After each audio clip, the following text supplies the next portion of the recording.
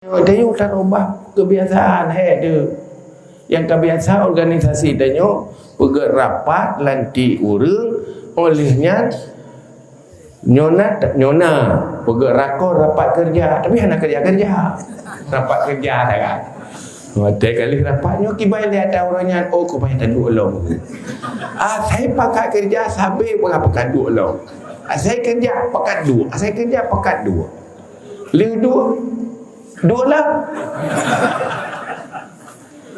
Karena tanya yang le pasukan berhalangan manduk.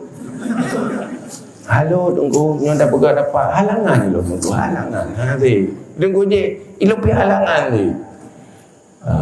Mate orangnya rapat semangat yo tak pubu 3 kali yo kan. Ya kau aja deh, kalinya beda dengan kali awal. Dengar batung telefon luntuan halangan. Ni pegak jo rapat ero ni long setuju muda.